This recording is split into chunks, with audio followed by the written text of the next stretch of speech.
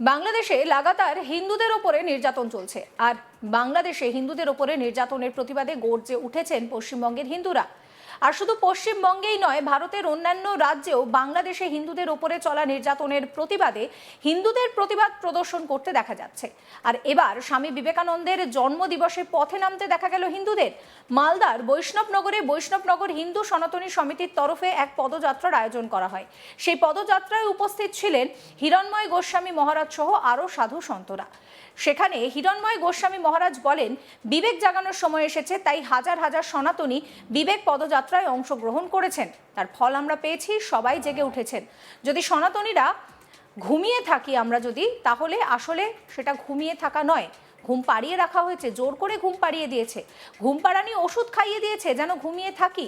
তোমাদের ভান্ডারে টাকা ঢুকবে, তোমরা ঘুমিয়ে থাকো, আর সেই সময় আমরা এই রাজ্যটাকে বাংলাদেশ বানিয়ে দেব, পাকিস্তান বানিয়ে দেব। তাই ঘুম পাড়িয়ে রেখেছিল ঘুম পাড়ানি মাসি পেশি। আমরা সবাই সবটা বুঝে গিয়েছি। সেই জন্যই দেখুন কেমন সনাতনীরা জেগে উঠেছে। একই সঙ্গে ওই পদযাত্রা থেকে হুমায়ুন কবিরকেও কটাক্ষ করেছেন হিরণময় গোস্বামী মহারাজ। কি বলছেন তিনি শোনাবো। আজ বিবেক জাগানোর সময় এসেছে, তাই হাজার হাজার সনাতনী বৈষ্ণবনগর মালদহ হতে দাঁড়িয়ে আমরা আজকে এই বিবেক পদযাত্রার যে আহ্বান করেছি তা আমরা সেই ফল পেয়েছি। সবাই জেগে উঠেছে। আজকে যদি এই সনাতনীরা আমরা ঘুমিয়ে থাকি, আসলে ঘুমিয়ে থাকি নয়, ঘুম পাড়িয়ে রাখা হচ্ছে, জোর করে ঘুম পাড়িয়ে রেখে দিয়েছে। আসলে কি করেছে জানেন? ঘুম পাড়ানির ঔষধ খাইয়ে দিয়েছে যেন ঘুমিয়ে থাকে। কিছু ভান্ডারে টাকা দেবে, তোমাদের ভান্ডারে টাকা ঢুকবে, তোমরা ঘুমিয়ে থাকো। আর সেই সময় আমরা আমাদের এই রাজ্যটাকে বাংলাদেশ বানিয়ে দেব, পাকিস্তান বানিয়ে দেব। তাই ঘুম পাড়িয়ে রেখেছিল ঘুম পাড়ানির মাসি পিসি। আমরা ঠিক বুঝে গেছি। সেই জন্য দেখুন কেমন সনাতনীরা জেগে উঠেছে। আবির্ভাব দিবসে আমরা এই বিবেক পদযাত্রায় সকলে অংশগ্রহণ করে আমরা সারা পশ্চিমবঙ্গকে বলতে চাই, হে বঙ্গবাসী, বাংলার এই দুর্ভাগ্যকে দূর করবার জন্য চলুন সকলে মিলে হাতে হাত রাখি, আমরা রাষ্ট্রবাদী হয়ে যাই। যারা রাষ্ট্রবাদীর বিপক্ষে, যারা পশ্চিমবঙ্গে দাঁড়িয়ে যারা বিভাজনের কথা বলে, যারা হুমকি দেয় হুমায়ুন কবিরের মতন, তার নাম আজকে উচ্চারণ করা উচিত ছিল না, কিন্তু বলতে বাধ্য হচ্ছি। তিনি কি করেন? তিনি বিভাজনের হুমকি দেয়, আবার ভাগ করব। আমরা এই পশ্চিমবঙ্গে দাঁড়িয়ে সকল সনাতনীরা এবার কি করব বলুন? আমরা এই হুমায়ুনের মতন যারা আছে তাদেরকে একেবারে চ্যালেঞ্জ রাখছি, চ্যালেঞ্জ করছি। দেখুন সনাতনী তার রাষ্ট্র নির্মাণে এক হয়ে উঠেছে, জেগে উঠেছে, আর ঘুমায়নি, ঘুমিয়ে থাকবে না। জয় শ্রীরাম।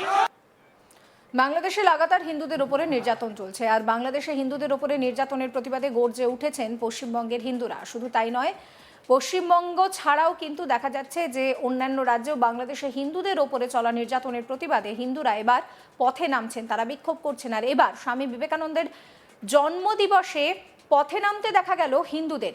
এই নিয়ে আমার কালিগ মিল্টন পাল একটি রিপোর্ট দিয়েছেন, সেই রিপোর্ট রইল আপনাদের জন্য।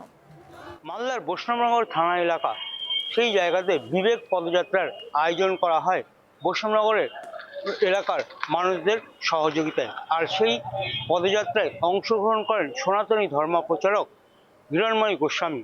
সেখানে দীর্ঘ রাস্তা পদযাত্রা করেন এবং সেখানে দেখা যায় যে হাজারেরও বেশি সনাতনী ধর্ম যারা পালন করেন তারা সেখানে উপস্থিত ছিলেন এবং তাদের মুখে স্লোগান উঠতে শোনা যায় যে তারা বিভিন্ন জায়গায় তারা অত্যাচারের শিকার হচ্ছে এবং নির্যাতনের শিকার হচ্ছে, এবং এই সরকার, বাংলায় যে সরকার চলছে সেই সরকারের পক্ষ থেকে তাদের ওপর অত্যাচার করা হচ্ছে। আর এই মতো অবস্থায় হিরণময় গোস্বামী যখন এই পদযাত্রায় অংশগ্রহণ করেন, স্বাভাবিকভাবে সাধারণ মানুষ উৎসাহিত হয়ে ওঠেন। কারণ আমরা দেখেছি যে মালদার ভারত বাংলাদেশ সীমান্তবর্তী যে সমস্ত এলাকা রয়েছে সেই সমস্ত এলাকা একের পর এক উত্তপ্ত হয়ে উঠেছে। কারণ বাংলাদেশের যে উত্তপ্ত পরিস্থিতি, সেখানে যে হিন্দুরা নির্যাতন এবং অত্যাচারের শিকার হচ্ছে তারই প্রতিবাদ জানিয়ে বিভিন্ন জায়গায় উত্তাল হতে দেখা গিয়েছে এই ভারতবর্ষের সীমান্তবর্তী এলাকার মানুষদের। এদিনও যে বিবেক পদযাত্রা ছিল সেই বিবেক পদযাত্রায় হিরণময় গোস্বামী যোগদান করেন এবং সেখানে যোগদানের পর সেখানে হিরণময় গোস্বামী সাফ জানিয়ে দেন যে মানুষ ঘুমিয়ে নেই, কারণ সেখানে ভান্ডারের টাকা ঢুকছে আর মানুষকে ঘুম পাড়িয়ে রাখা হচ্ছে। স্বাভাবিকভাবে এই পদযাত্রার মাধ্যমে সনাতনী ধর্মাবলম্বী যারা রয়েছেন তারা জেগে উঠছেন এবং এটাই তার প্রমাণ। তাই এদিন তারা সনাতনী ধর্মাবলম্বী যারা রয়েছেন তাদের সঙ্গে পদযাত্রা করেছেন এবং তার সাফ বক্তব্য যে এইভাবে মানুষকে ঘুমিয়ে রাখা যাবে না। এই সরকার মানুষকে ঘুমিয়ে রাখার চেষ্টা করছে। মানুষ এখন সজাগ রয়েছে এবং সনাতনীরাও সজাগ হয়ে উঠেছে। তাই ভান্ডারের টাকা ঢুকবে এবং এই রাজ্যের সনাতনীদেরকে বাংলাদেশ এবং পাকিস্তান করে দেওয়া হবে, এমনটা আর করা যাবে না।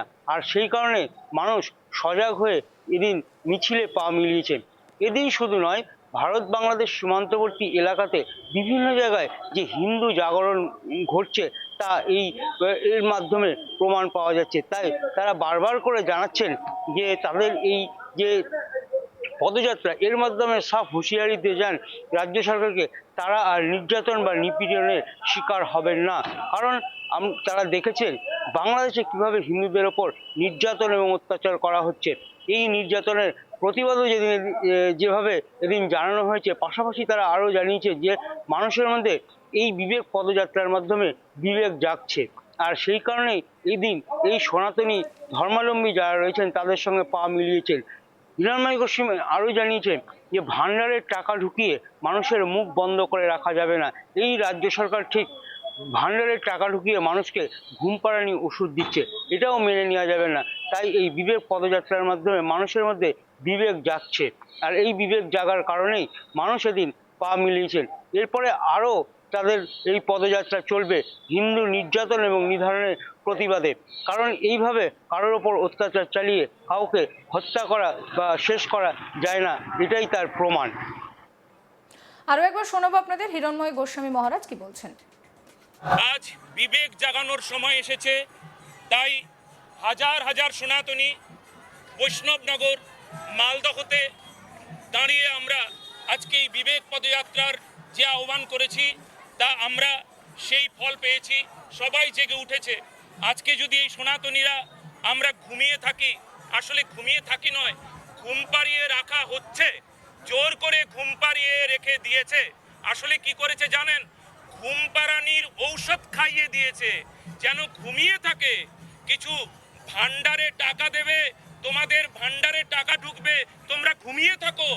আর সেই সময় আমরা আমাদের এই রাজ্যটাকে বাংলাদেশ বানিয়ে দেব, পাকিস্তান বানিয়ে দেব। তাই ঘুম পাড়িয়ে রেখেছিল ঘুম পাড়ানির মাসি পিসি। আমরা ঠিক বুঝে গেছি। এই ভিডিও সম্পর্কে আপনাদের মতামত জানাবেন। সমস্ত খবরের আপডেটের জন্য চ্যানেলটিকে সাবস্ক্রাইব করতে ভুলবেন না।